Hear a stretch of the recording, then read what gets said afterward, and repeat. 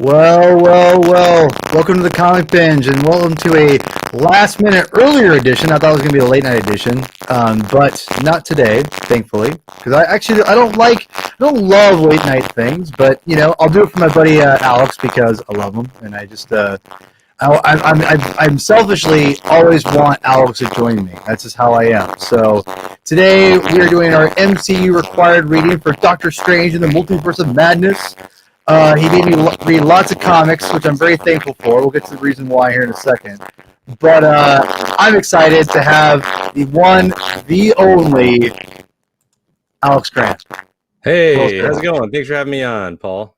Yes, thank you. Well, thank you for joining me on your busy schedule. I know you got a busy life, being a family man, your work, and then you also add the fact you're a comic book historian, the comic book historian, in my opinion. All right, thank you. Yeah, so I am just always blessed when I can beg you enough to come on the show. Thank you. And that's very kind of you to say. Happy to be here. Very happy to be here. Well, thank you. Chris couldn't make it, but I love doing these MCU required reading shows after a movie comes out, whether it be right in theaters. Right now, Doctor Strange and Multiverse of Madness is out on Disney Plus. It's gonna be really exciting. I'm not gonna rewatch it on that yet. I know it's in IMAX format, but it won't be 4K. I'm a 4K guy. I don't know what I'm doing. I haven't figured it out yet. But either way, so Alex, man, really quickly, I know we only have an hour-ish time there. We've got a lot of comics to get to. We'll get to most of those in some level. Really quickly, what's your thoughts on Multiverse of Madness? Yeah, I really enjoyed it. I thought that, I like the whole Sam Raimi approach to movies anyway. I like the Evil Dead movies. This is basically throwing Doctor Strange into like Evil Dead 5, right? That's kind of what this was. And instead of the Necronomicon, it was the Darkhold. So that worked out well as far as like the way Sam Raimi approaches, horror movies and making Wanda like a half, MCU character plus half, Sam Raimi zombie lady, right? And so that worked out well as far as if you like Sam Raimi movies. If you like a standard MCU movie, though, I could see how that probably wouldn't work so well for a person, but I liked it. I thought that it was nice to see Doctor Strange is, as we know now from you reading Ditko and Gene Colan and Frank Bruner, it's all about an exploration of the imagination. It's all about an exploration of the multiverse, of what a writer and what an artist can, envision for just, a far out trippy story. And that's Multiverse of Madness is that. And so it accomplishes that original mission of Doctor Strange that, people like Steve Ditko, Stan Lee, and Gene Colan and Roy Thomas and Frank Bruner, and then, Michael Golden, what they were trying to depict, this movie does what those guys were doing. So I felt like it succeeded in that sense. Yeah, I thought this. I love Madison. I can go on about it probably, but really quickly, I'll add one last thing to that. I wasn't a big fan of Doctor Strange movie. It didn't feel like it on that. It wasn't Doctor Strange 4. I was not a fan of movie in general. But when I finally saw Doctor Strange, that it actually war game and all the other Spider-Man, he just gets so much better to me as a almost character. That's even my comic book. I love the Avengers comics. I always liked him as like a member. Weird, right? But for the most part. So I never really got into his comic book. So when I got to this point, you watch him the eyes wasn't into it. And I didn't know after the Madison everything of the show. Obviously all the MCU are you want because you are exploring and you have a lot of knowledge. And I want to bring it because the MCU cherry picks everything. It doesn't go straight to adaptation. And I think that is one of the beauties of I think the end of the day was never just adaptation. It just blends storylines and elements together. So the MCU required reading series I have on the comic binge watch, what are you doing? I really like having you on because I love to pick your brain of just like what they're taking and what they're borrowing from, because there's things that I don't know. I'm a Marvel song fan. I know, you can respect my knowledge of Marvel, but you have a common knowledge of everything, which trumps mine. Marvel knowledge trumps mine. The difference is that I think with Marvel, and I love having you on, you can kind of direct me where to go, and you showed me for this showing of comics. We read, I think, I read over 40 comics combined. If you count the Strange Tales series being a couple of them as one issue, right? So let's say 2 of one, probably together almost 50 comics total. Which is amazing. You had to read basically Strange Tales, the Steve Ditko stuff. I think we skipped early stuff, but right? We didn't read the first Origin comics, I think. Right. Yeah. Basically, just the Stanley Steve Ditko stuff. Then right where Gene Colan kind of picks up. There's some stuff that like Mary Severin and Bill Everett did in between that. But I wouldn't say those are like artistic. They're great, but they're not artistic, hallmarks of, cutting edge Doctor Strange. And the reason Bruner is good because he does some homage to Neil Adams' Dead Man, which actually you need to read too. Okay, but okay. We'll eventually get there. Hey, Chris, Mr. Evans, the other Chris Evans. Thank you for joining us, sir. See, is it me, Chris? Is it me? Because me and Alex are talking about this. So let me know if my audio is complete crap, and if not, I'll have Alex talk for a minute. So let me know if it's me. All right, please. Let me know in the stream. So anyway, Alex, man, I asked you where do you think the story is going to go after Multiverse of Madness, and that's one of the things about the MCU required reading series that I love doing is that where do the comics inform us? Where are we going? And so I told you, where are we going? And also give me some good comics to read for Doctor Strange. Give me 50, almost 50, which is awesome. But one of the things, again, spoiler alert, if you haven't watched, Multiverse of Madness, and God, what is with my thing? I knew it was me. You're right, yeah. Alex. You're right. I'll fix this. Anyway, really quickly, I'll mute myself and get my audio fixed. Really quickly, what made you? Where did you think immediately where they're going to go, Doctor Strange wise, after watching Multiverse of Madness? Give me your take on that. It's right now. I don't think the MCU, as far as what's been shown in TV and the movies, has a fixed path like the Infinity Saga did, because that was all very well delineated. I think right now it's going to be more like putting out trying to create other characters. Put out some multiversal theme of some kind. Will it really? It's definitely connected to What If and its other multiversal storylines. Definitely connect to Loki and the different variants and that branching out. All that's connected in a path. Kang is an inevitability. I know there's this thought about Secret Wars, but I don't know. We'll see, because I know that's logistically tough for for Kevin Feige to put together another Infinity War kind of outing. So I'm not really sure if Secret Wars is really going to happen. There's so much fan expectation that builds up over these things that it becomes almost logistically impossible for even Marvel Studios to put some of that expectation out like that. So we'll see. It's definitely heading toward Kang. We know that. Yeah. How do I sound now? Does it sound better? Anybody? Yeah. Let me know. It does. So AirPods are just weird, man. So, tell me what your thoughts are on the Steve Ditko run. Tell us about your exploration of that, the writing, the journey that you had reading Steve Ditko. Let's go through and put up some imagery too. I was going to do it. I appreciate it. I love having you on the show, man. It feels like you feel at home right here. I just want you to know that. I'm going to throw up some stuff here. Just this is some basic Steve Ditko 9-panel grid, or as one comic critic would say, Watchmen, when they criticize Three Jokers. Like, they're emulating Watchmen. It's like 9 panels existed before Watchmen. I hate to break it to you.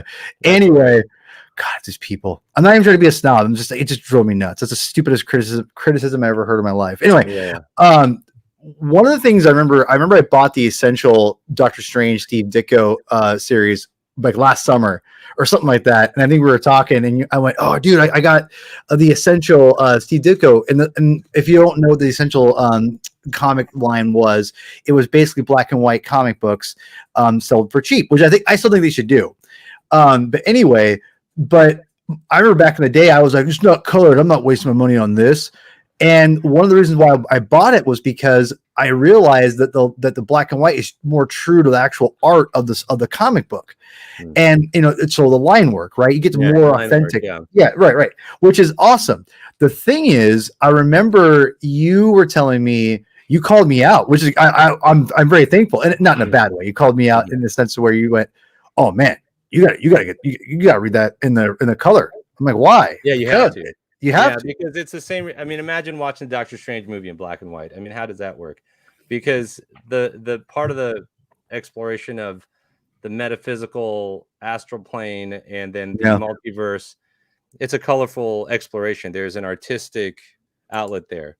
So to kind of not to only read it in black and white, you're really ignoring half of the journey there. Yeah, no, exactly. And I think that one of the things that I thought was really cool when you told me that, I was like, okay, because the one reason why you convinced me, the image has always been soaked in my head, was eternity. Is that one picture of eternity? And I'll throw it up here in a second. This is why I knew you were right, because I always remembered this, and I'd see this randomly here and there, and I thought, okay, I need to read this. He's right, because I do like the color. So I bought the Epic. Basically I got the the Epic version of that whole run, because I think when you gave me the listing of comics to read, it was exactly that whole Epic. Yeah, I was like, oh sweet. So I bought that solely on you. So I want you to know that I bought that. Nice. Yes. And I bought that last year too, so it wasn't just new. I bought that because you told me that last summer. So wow, we've been kicking it for over a year now. That's true. That's crazy. Yeah. That's awesome. Oh, anyway, I'm sorry. I'm just gushing over Alex. No, but anyway, I was going into it thinking that, and you can call me out, because you can do that. You're one of the few people who can call me out. Okay. I say that jokingly, but I love Steve Ditko. I think he's a visionary. He's a legend. But I'm curious, and I know you're a big Ditko guy, and rightfully so. My question is, with Spider-Man, and I think Doctor Strange even confirmed this, Alex. To me, Steve Ditko he's an amazing comic artist, but he's not the prettiest artist. And because of that, I feel that these other artists who maybe aren't as creative as he is will follow him and blow his crap up even bigger than was before. Right. But they're all his ideas, though. Oh, yeah. All his ideas. Don't get me wrong. But it's funny because, like, Ditko just doesn't have the beauty that these other artists do. But there's... Ditko, at this time anyway, was depicting certain imperfections in the human condition as it dealt with uncertainties around it. Right. And there's something about that. There's a certain anxiety that he was able to visually depict that agreed with Stan Lee's sensibility of the imperfect, flawed superhero. Yeah. And so that works. They worked well in that sense together. And you can see from his kinetics that he was doing stuff with the astral plane and interdimensional hopping and force fields and energy. No one did it to that extent anywhere near what he did. This is pioneering stuff here.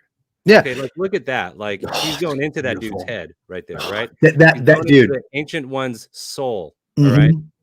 And dealing with what's going on in there, okay? And the intensity in his face. None of the guys that, although they're great artists later, they couldn't come up with that on their own. There's no way. Yeah. They never showed any sign of creating anything like that. They're working on Westerns or some unimaginative stuff. They were not the same. Although visually they made it look really nice, and they revisited, again, Ditko's concepts. But look at this. Like this panel here, he's like trying to see, he's blindfolded, He's trying to like move his body, but then come out of his body so he can look around him. Yeah. But then keep like one foot in his body and keep it moving while he uses his astral self as his eyes. I mean, what a weird concept. But that's all Bonkers. Ditko right there. That's Yeah. totally him. Dude. And so then look at like what he's doing with he's managing to balance his cape, his Eye of Agamotto, and his astral form to in some way try to free his body by and utilizing these very few tools at his disposal to do it. That's crazy. So it's crazy, right? It's not. It's straight up nuts. Like this. One of the things that, first of all, and go to the one before this real quick. Okay, look at this. Like that's nuts. It's straight up. Like, this is 2 pages. Floating through realities.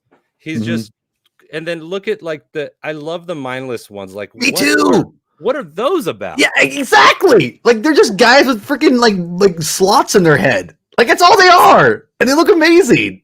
And then it's like they're these forces of chaos, and Dormammu now has to like hold them back. You know, it's just genius. He uses all these variables, these constants he puts in the story, but weighs them all against each other. Yeah, it's genius, really. No, it is. He's a genius, and that's the crazy thing about reading these comics, man. Was first of all, I don't think I've ever read the word ectoplasmic, whatever, more than any other word I have in my life than reading these comics. All of them. That's right. Stan dialogued this stuff, and he was using ectoplasmic form in this a lot. And that's basically because this is before he was really using the word astral form that much, right? Right. Once we go to that, like, you know, the Gene Colan. Oh, that's right. That's what I meant. This one. Okay. Sorry. I love this because look at what they're doing with those. Okay, on the left, like those energy bolts, and he's trying to block them, and his force field's breaking. Yeah, this is all new stuff. You know, at the time in like 1964, 65. Yeah, this was not. Other people weren't doing this. This was all Ditko, like getting metaphysical, right? Well, and Alex, really quickly, and again, this is why I love you having the show. One of the things that blew my mind, and I didn't even know you picked this until just now, honestly. And one of the things I want to bring up was this specific kind of layout, because if you look here, and the one thing I love about Ditko, he kind of throws you for a loop out of nowhere. And one of the things that I loved is that he'll do like these standard 6-panel grids, like, you know, whatever. But what's interesting is the far left one, it's a little more cinematic, I would say, because there's less panels. Horizontal panels. Yeah. There's horizontal, and there's less, right? Less on the page. There's only 4 panels total.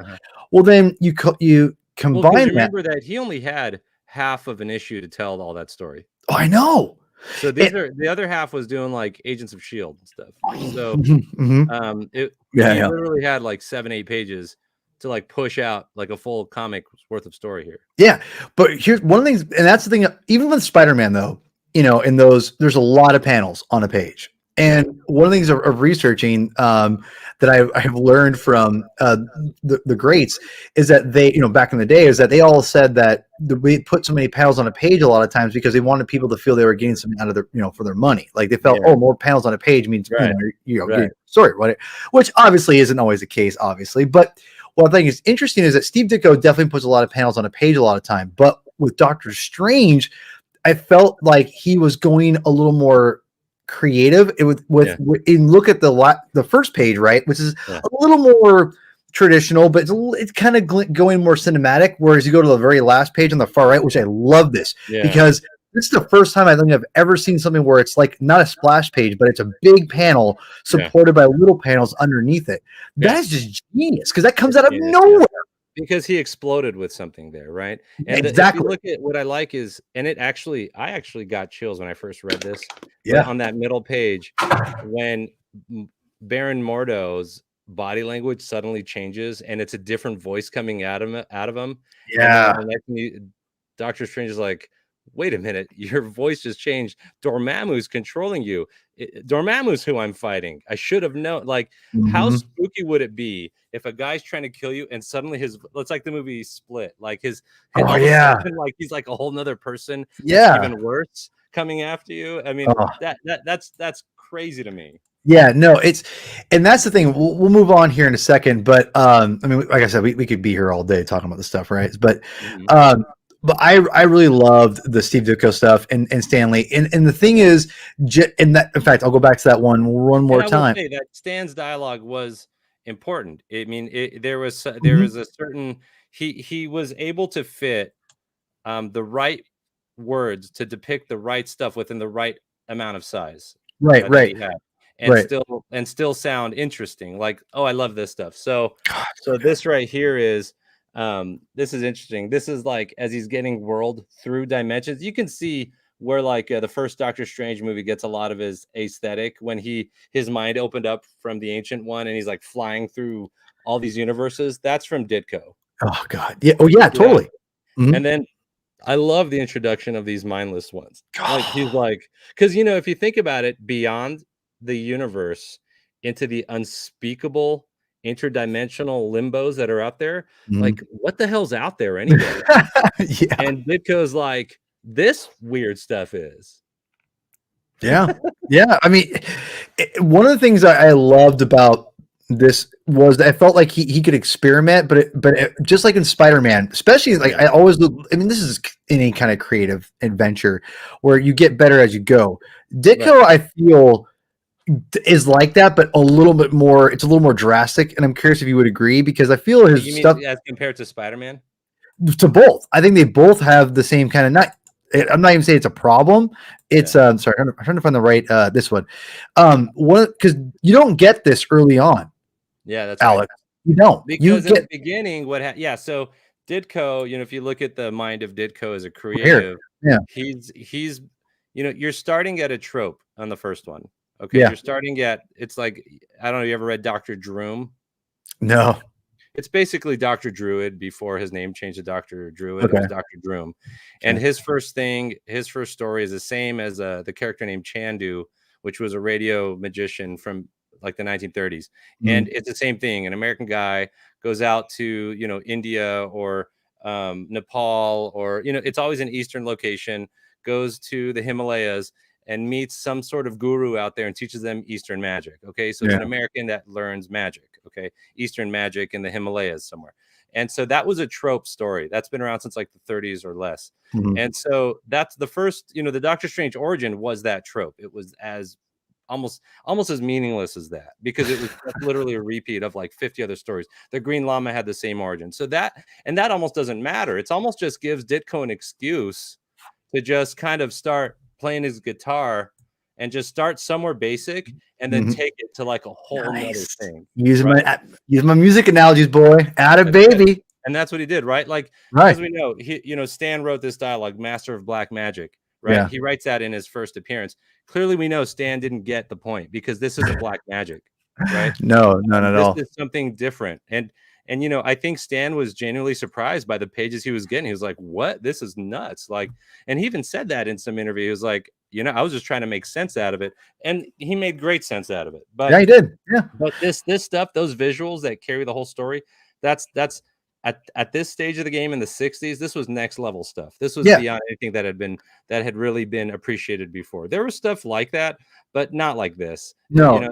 There's no way anyone even touched it like that. And before, one last thing before we move on I want to go back to this. This blew my mind, dude. This was phenomenal. Which one? This is the Doctor Strange. Or sorry, Doctor Strange. When he goes in the mind of the mindless, or the. I love that image. Oh my god! Well, the whole comic is great because he's trying to learn about eternity, and like, because I think because this is like the first, and that's the first page, and this is the last page, right? So God, when he goes into the big eye, that is straight up nuts. And again, look, this is 8 panels. Yes, like it's a lot of story. I know, and it's great. And I, you haven't been on. I just want to say this picture is just that's like tattoo worthy, man, in my opinion. Oh yeah, I love that picture. I think it's like the best. Yeah, it's one there's of the a best. picture that when Kirby did of Dr. Doom trying to enter another guy's mind, but it doesn't in anywhere compare to No, that picture right there. it is mind-blowingly good. It's mind-blowing. It- I mean, the- that's what it's doing. He's blowing that dude's yeah, mind. he's literally blowing his mind. Literally blowing his mind right there. Yeah. The one thing I will say that with Ditko is that, you know, and with what he does, and I go back to with all I've said this before on all the earlier episodes of a comic binge about new artists, is that in writers, they're afraid to put a lot of panels on a page.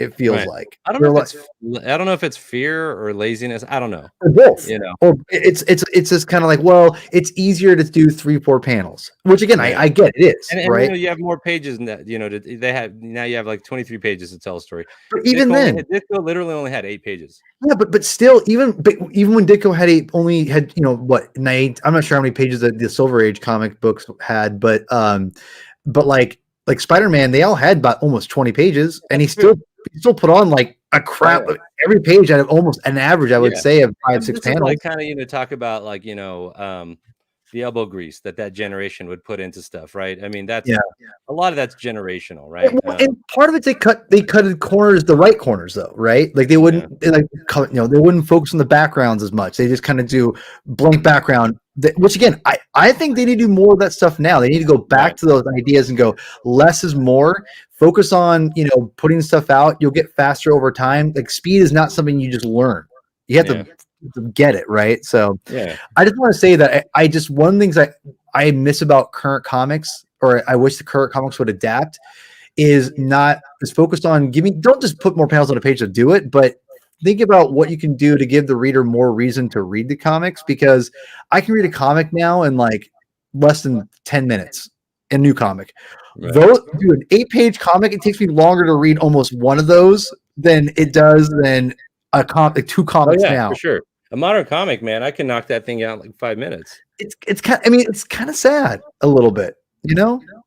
But and whereas like those comics from the 60s, it takes longer to get through those. And I feel part of that is, and that's a lot of that is Stanley too. He was proud of being verbose. He was, and he did a great job of it. I mean, a lot of those incantations are memorable. You know, you know, the Crimson Bands of Cyttorak and you know, the Shades of the Seraphim. You know, and Stan, you know, having fun, like seeing all this wacky stuff, and then him matching it verbally, and I mean that was great. You know, that was important, and a lot of writers now maybe they don't want to put as many words in, but sometimes Stan put too many words. There's like X-Men 4 with there's like a Magneto one.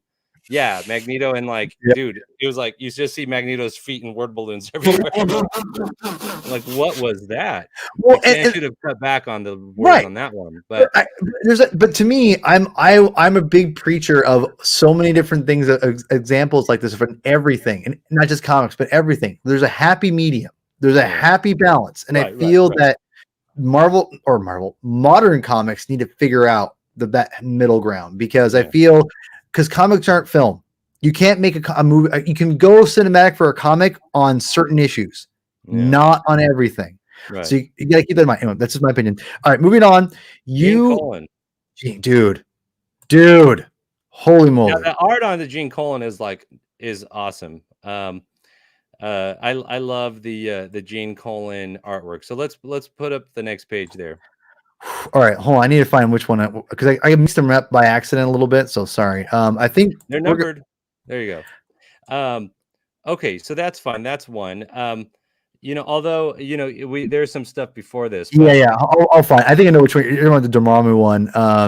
Dormammu. That's the one. That's that was his first issue. Okay, now first, before we go to the Gene Colan Dormammu, let's do Steve Ditko Dormammu, then we'll go to Gene Colan Dormammu. Okay. Okay. All right. Hold on. Basically, Dormammu versus Eternity is what it is. No. You had it. Go back to that last one. Oh, sorry. Where was it? Sorry, I didn't realize your number. I'm sorry. So this is basically the I don't know what you want to call it. The first death of Dormammu. Ditko run. This is the money shot. Doctor Strange finds Dormammu, or I'm sorry, Eternity.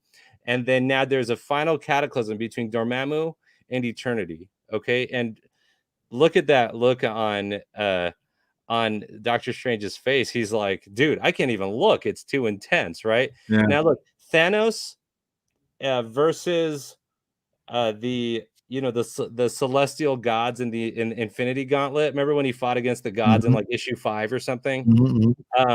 That doesn't happen without this. Okay, Thanos taking on cosmic constant entities with his Infinity Gauntlet. That's literally only because Dormammu took on Eternity. I didn't think about that. You're right. And no one was doing that stuff before this. And Starlin is a known Ditko fan. He visited Ditko's studio in like 64 or something and watched, he went because he wanted to meet his like comic idol at the time. Sure. So he was a big Ditko guy. He knows every Ditko panel. So Thanos versus cosmic entities, cosmic gods, that's literally Dormammu versus Eternity. This is the seed of that stuff, of the Marvel cosmic universe, frankly.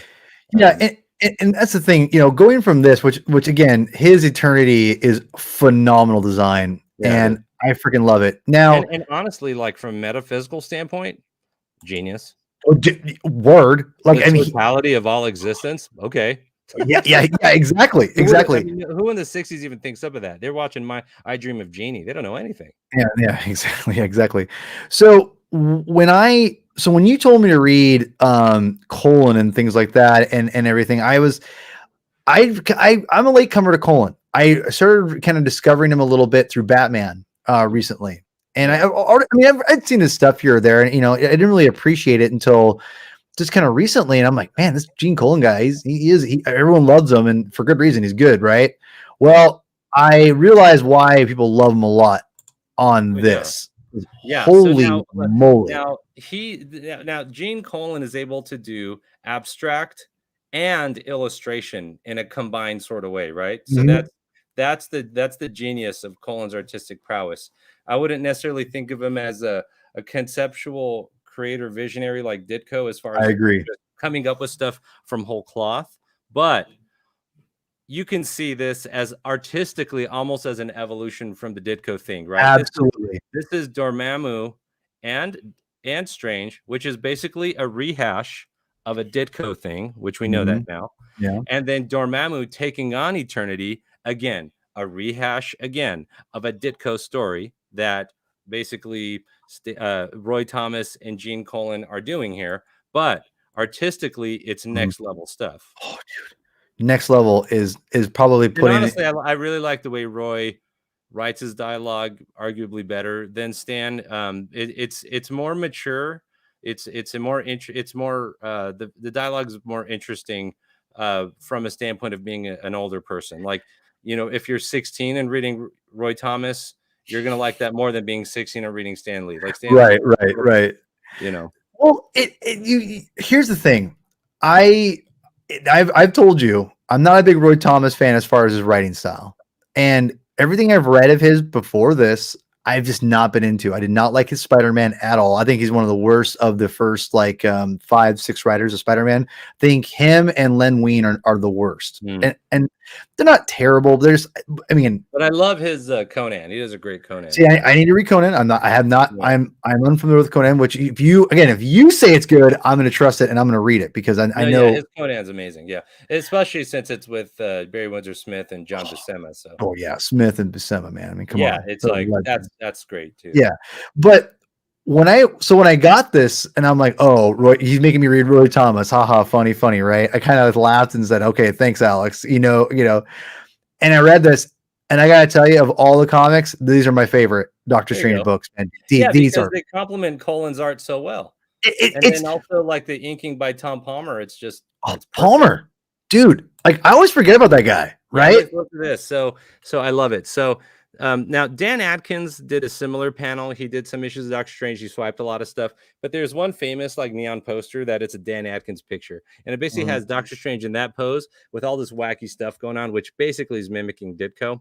But this is Gene Colan doing it, and artistically from an illustration standpoint, it's his own way of doing this. And the medical physical world under Colan, it's smoky and beautiful, and it really captures the the power of the magical world, right? And then look at that juggernaut. Like when It's he incredible. appeared like that, I was like, what? I mean, that's so great. Well, You know? isn't his power from Sidorak like it's the same? It's the same thing. Well, that's Because what I mean is like they combined, you know, the Sideracs, right? When Juggernaut makes an appearance yeah, like that. That's you know, that's Roy Thomas piecing that's that stuff continuity. together. Because you know, I think when Lee was doing those original issues, there's very, you know, he didn't have very much time. I think he had some ghostwriters sometimes, but mostly it was him, I think. And I think he's put, okay, let's just put Sidorak here. All right, fine. Sidorak here too. Is it Like, Sidorak? you How know, do see? I can't pronounce anything. Is it Sidorak? Sidorak? I always say Sidorak. Me I personally. don't know, you know, We but had this. basically he was like, you know, let's put that here, let's put that there too. Then Roy Thomas is like, hey, let's conceptually make some sense out of this, and let's see what happens when we actually merge some Dude. Sidorak action and see what happens, right? Well, And I mean, well, Roy Thomas is, I think, to me, Marvel. I mean, people always love continuity, right? But I feel that Marvel is the birth of, and again, the early '60s stuff. Marvel, obviously, is the birth of taking and making the absolute best out of your continuity. And because and you're right, and a lot of that's driven by Lee from the overall standpoint, and then Roy Thomas really took that because he really enjoyed that aspect of it. He didn't like the fragmented DC approach of this period. Right. And that's the thing though, right? I mean, the thing is Roy Thomas took all these things and Roy Thomas was obviously Roy Thomas, Marv Wolfman, Jerry Conway, Len Wein, they're all I always kind of, they're all very different and they have different whatever, right? But they're connected a lot too, right? Oh yeah. Roy Thomas has always been, not my favorite of the writers, but I gotta tell you, I felt like you talked about a perfect evolution of Gene Colan, which I'm going to say, yes, absolutely. And I love this panel of Dormammu swirling with energy here. God, it's incredible, dude. Incredible. And then now, because he can also flex his muscle with concrete illustration, which he does on the right panel. Yeah. Which is basically Clark Gable's face as Doctor Strange. Yeah.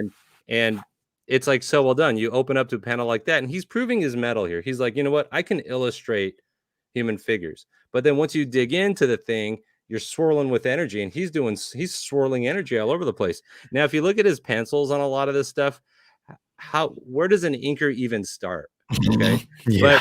But Tom Palmer was the one guy that always figured out where to start with that stuff. Yeah.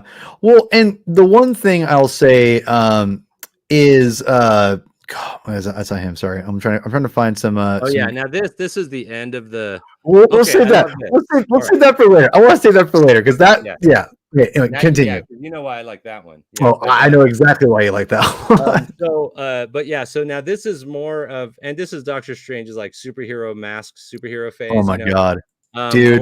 A lot of fanboys will be like, "Oh, he's copying Deadpool," but no, that's not happening. And not everything's copying Deadpool. This is basically, this is a covered face mask. They've been doing that since like the early 40s. So no one's copying Deadpool. This is the Doctor Strange version of this, and I love this. The Sons of Satanish, dude. You know what that is? This is the early 70s. There was a weird preoccupation with devil worshiping. Satanic panic panic or satanic in the attic. What is it? Well, but it was definitely like I think what you're alluding to is that like Rosemary's Baby, right? Yeah, right. Omen, right? Like in pop culture. So what happened in the late 60s? The hippie movement fractured into like a few different camps. Sure. Some stayed the same, and then they moved into like communes and stuff, right? Oh, I don't know. Yeah. And then it was almost like when Woodstock, when Altamont came, and like kind of, and then the Manson family came, like the hippies that kill people or whatever. It fractured, and so some went to communes, some went to like Buddhism, almost like a white magic movement, and then some went dark magic and went toward almost like the Satan stuff, like the devil, and that's where like some serial killers came out of that, Son of Sam and all that stuff.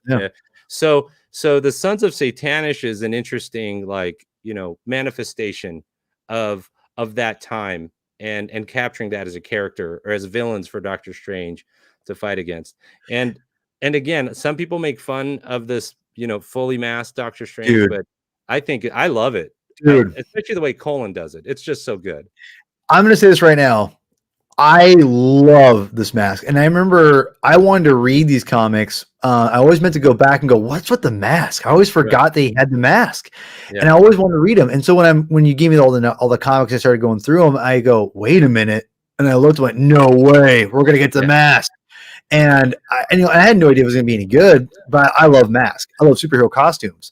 Yeah. Holy moly, dude. Like, I don't understand how this did not catch on because his mask looks incredible. I love it too. Yeah. Dude, how does this not look awesome? I mean, come on.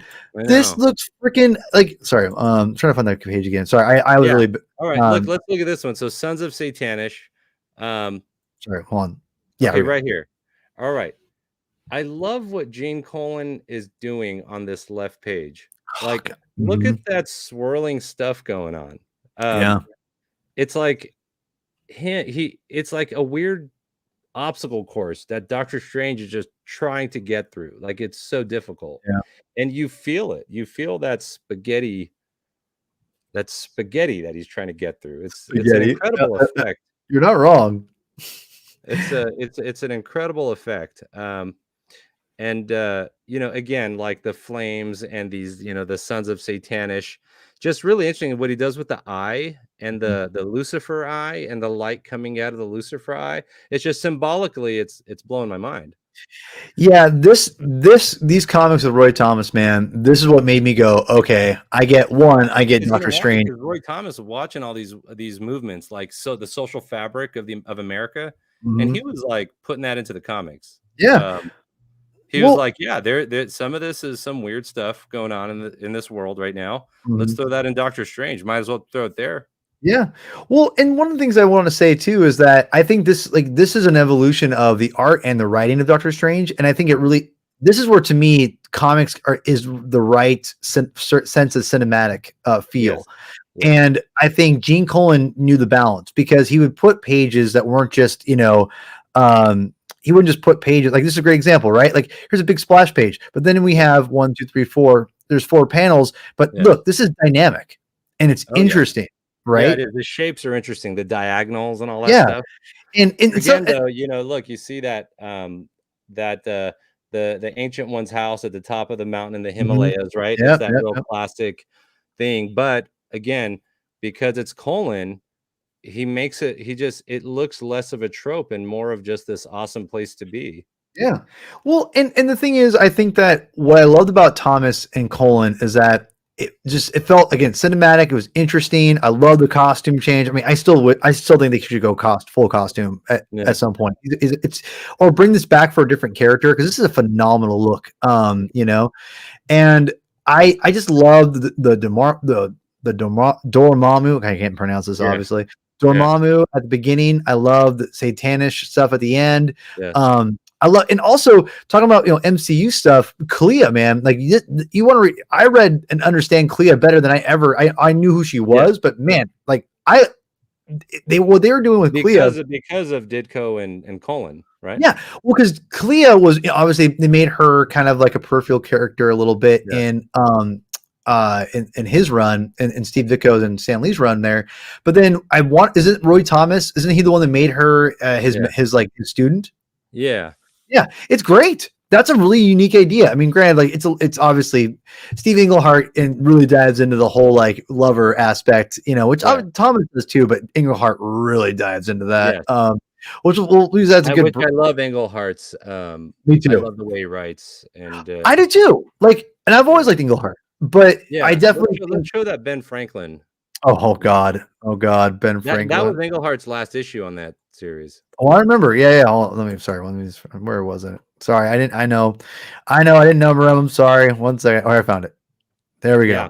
And so this is the last issue that Englehart did, and you see that while Doctor Strange is out in the past with Clea, fighting a dragon or something, right? Yeah. Benjamin Franklin is seducing. He's having sex with Clea. while Is it? while her I said while Clea. her Is it Clea or well, Clea? with Clea while her her boyfriend's out at work. She's like, oh, might as well just mess around with Ben Franklin. Now the funny thing about this is I think Marv Wolfman then writes the next issue, and Wolfman retconned it right away, and I think it was around this time actually that Englehart left Marvel to go to DC to do like Justice League and other things. So I think he just kind of left, and then How did editorial Wolfman this go retconned it through? right away to say that wasn't the true Ben Franklin. That was like a shape changer, and and minimized the effect of what's going on here. I gotta admit, man, I think Wolfman was right because how did this get through editorial? How? There were too many books at the time for editorial. Dude, I mean, I was reading this, I groaned and went, "Are you kidding me?" Yeah. When I read it, I was like, "Huh, okay." I mean, listen, it's whatever. I mean, it's just ridiculous. It's like really, I don't know. I'm a prude. I don't know. Maybe that's who I am. I can't. I mean, hey, good for Ben Franklin. Ben Franklin was quite a philanderer, though. They do say that. I'm sure. I don't doubt This is historically probably accurate. No, I'm sure it is. I'm sure he was like, big plump guy right there. He knew what he's doing, man. Obviously, plump guy like that. You said, yeah, big old plump guy like Ben Franklin knows how to. Sure. He knows how to. Okay. Knows when to fold him. That's all I gotta say. So going into Englehart's run, it was definitely more. Again, I'm gonna say right now, I prefer Thomas to Englehart, at least that initial run, and Englehart definitely feels more like Stan Lee. He definitely wants to get his yeah. You know what I'm saying? He wants to make sure people know he's writing, engaging with the audience and stuff. Yeah. Exactly. Yeah. So I want to say that and I don't think it's a bad thing necessarily. But now this whole thing, this is Frank Bruner's run with Englehart. And what's interesting is there's this whole thing about this evil magician that keeps getting more powerful as he goes back in time, and Dr. Strange is facing him, and then his name is Sissineg, and then he goes back in time. He goes back in time, and he keeps getting more and more powerful, gathering more power, and then Doctor Strange follows him to the moment of Genesis, dude, and then Sissineg, spelled backwards, is basically Genesis, right? And what's interesting about that is now he's basically saying that Genesis and the act of God creating the universe was this evil magician reaching critical mass, going backward in time, and that Sissineg backwards was Genesis this whole time, right? Right. So there's a whole story about that and how Stan did not like that. He didn't want to piss off people. And so then Steve Englehart he was driving through Texas and he wrote a letter to Marvel saying, I'm a pastor here and he wrote a letter saying, I love that issue, really gets kids to think. And then Stan was like, okay, cool. We'll leave it. So at any rate, that was an interesting story. Yeah, go to that Tentacles, go to Shumagorath, right? Dude, Shumagorath, dude. Hell yeah. This is interesting. This is the Frank Bruner, Steve Englehart run. And this is the tentacle creature that we got in Multiverse of Madness, right? See, I heard it wasn't him though. I heard it was somebody else. I could have sworn. I think it was just that they changed his name to Gargantos or something. That's right. Okay, but only because they didn't have the rights to the name. That's right. Okay, that's what you're right. You're right. I remember hearing that. Okay, you're right. Yeah. You're right. It's only because I think Conan International Properties owns the right to the trademark, and so that's why they had to change the name. But it's the same creature, right? That Bruner drew, from what I understand. And now this whole thing, this is Frank Bruner here doing a Neil Adams thing. This image of him with the Ancient One. He saved my life so that I could end his. Do you see that face in the background? I do. I just noticed that's the Ancient One's face, right? But that's basically a Neil Adams Dead Man panel. What? From the 60s, from the late 60s. This is early 70s here. So that's crazy. So Bruner was doing it as an homage. It wasn't a swipe. It was more of an homage of. Oh no, totally. Yeah. Kind of, wanting to illustrate like Neil Adams in a way. Well, yeah, I mean, dude, this is, and listen, I like this run a decent amount. Like, don't get me wrong, this was great. Yeah. I mean, in Yeah. fact, the docu series that mini docu series that you're a part of with the Russo brothers Yeah. produced, Right. I didn't know about that Stan Lee story about him getting pissed off about just a nig, whatever the heck his name is, and this whole shenanigans. Right. But I loved that. Was a great story, by the way, to get that. And now let's go to Golden, because Golden does something really special. Yeah, did you like that issue? I loved all these. I liked all these issues. I ain't gonna lie. There you go. So you felt like, you felt okay. Me, when I looked at all this stuff for the first time, I felt that I grew as a comics reader. Dude, no, absolutely. I felt now more, because again, I always liked Doctor Strange, but he was always one of the spots of the Marvel universe I never really got deep into. And then when you made me read all these comic books, I was like, it was never a chore. I mean, the only time it was a chore was a little bit with Stan Lee and Ditko, only because there's some filler issues that aren't that great in there. They're not, but overall they're amazing. No, but dude, like Englehart, Bruner, Thomas, Colin, and Englehart and Colin. I mean, Colin to me is like the pinnacle. He's the best Doctor Strange artist in my opinion. Yeah, that's cool. I'm really glad you like him. Yeah, I feel the same way as far as when it just comes to pure art. I feel like he's the best artist. But clearly the guy that created all the stuff that all these other artists are mimicking and going in their own directions with artistically, it's all Ditko. It's the same thing with Spider-Man. It's the same, 30 villains. It's the same acrobatics, the same Tarzan-like acrobatics that Ditko put into Spider-Man. Everyone else is doing Ditko's thing. It's the same thing with this. And I love Golden's art. It's great stuff. And Gene Colan is my favorite artist on Doctor Strange.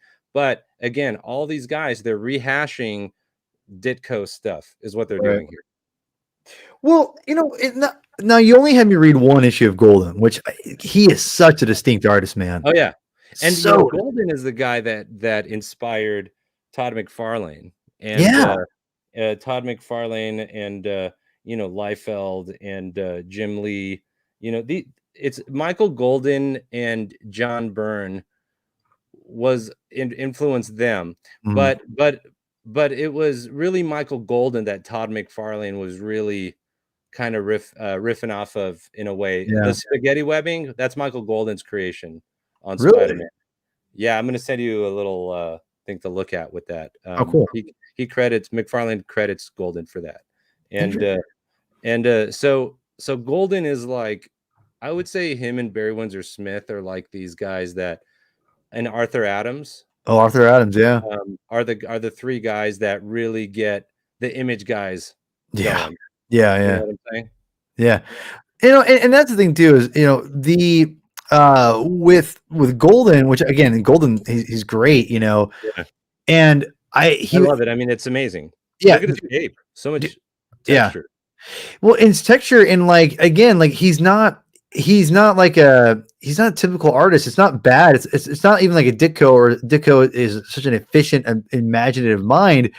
He just didn't draw the best. You know what I mean? Like, again, I say that I'm not trying to dog Ditko because he's a legend, but if you compare him to a pure illustrator, he wasn't the best illustrator. Golden, he had his own unique, Golden. Ditko had. It's this right here is an example of just wonderful stylized realism. Exactly. Yeah, this is someone's style, and it's unique, and it's not like where you could say, well, this is like not as pretty as other things. No, it's its own entity, and it's super dynamic and interesting. It's for sure. And Ditko doesn't necessarily have those same flavors. I think that the Golden, because obviously, if any comic artist working today probably loves Michael Golden, and he's a standard. Oh yeah, dude, the guy's incredible. And maybe one day we'll read the Bucky O'Hare, Neil Adams, Larry Hama, and Golden comics. Which again, I love those comics, or the cartoon when I was a kid. Exactly, Adam. That's a great point. He's a cartoonist. Ditko is not.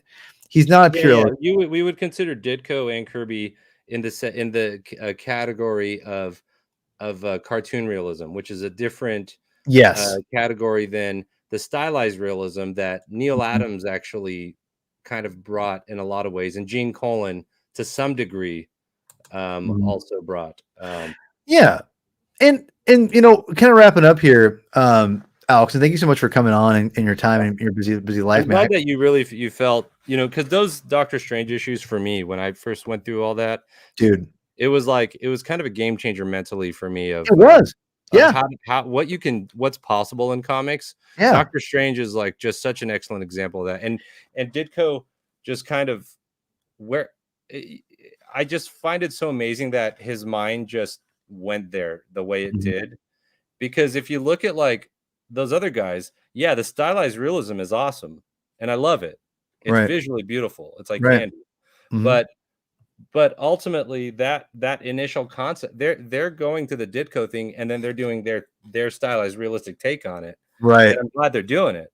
But that initial Ditko, um, it just boggles my mind that he just that came out of him the Yeah. way it did.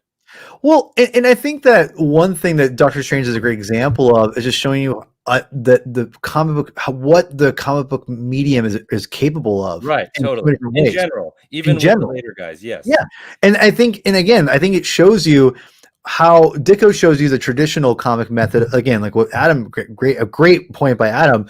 He's a cartoonist. Yeah. He's telling a story through pictures, whereas Colin and Bruner, and less to a less extent, I would say not. Golden is a little bit in between of like a cartoonist and an illustrator. You know what I mean? Like he's kind of in between there. Yeah. Colin to me and Bruner show you how cinematic comics can be, how Yeah. powerful and Totally. dynamic they can be. Absolutely.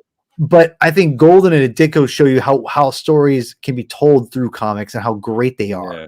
Right. And I think Doctor Strange, because what you're dealing with, he's such a diverse character as far as you can have fun little stories, but you can have big epic, like you were saying, this crazy, concept ideas through his character. And it's really fascinating that, he's never really caught on the mainstream up until recently, obviously with the movies, but the comics never caught on because he's not niche, but there's that but there's a certain niche there. Yeah. well, because it's not boxed in, right? You can't box in Doctor Strange. You do that, it makes him boring, and no one's gonna like Can't box him in.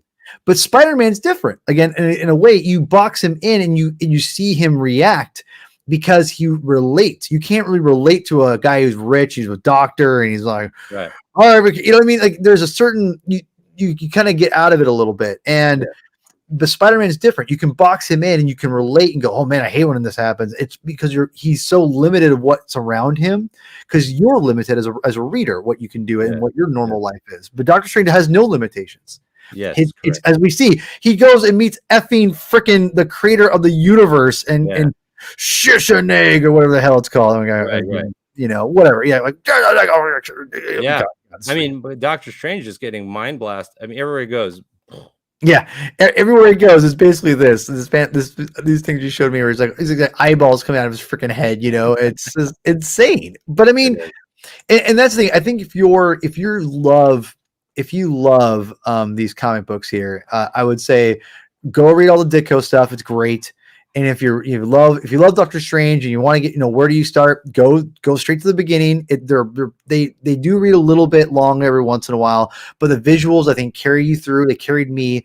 Get into Gene Colan and the Roy Thomas stuff, which was 180. I want to say 181 to 183, 171 or 2 to 173 or 183 to the. Do is when you post this, you should edit the description to include those issues. I will. Yeah.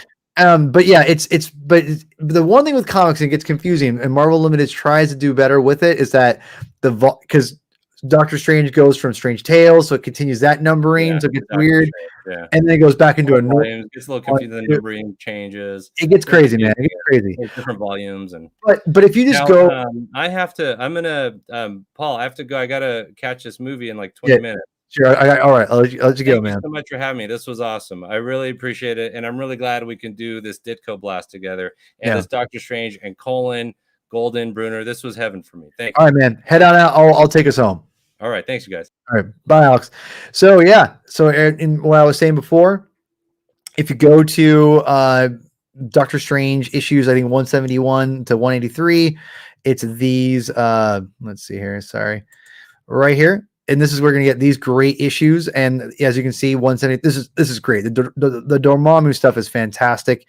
And then you go to, I think, Englehart start, there's a Marvel premiere issues 9 through 12 or 6 through 12, I think, somewhere around there. Yeah, it's super good stuff. Lots of great stuff from here. And then he goes back to there's a volume 1 or volume 2 of Doctor Strange. Again, this gets confusing, guys. It's a problem with comics in general.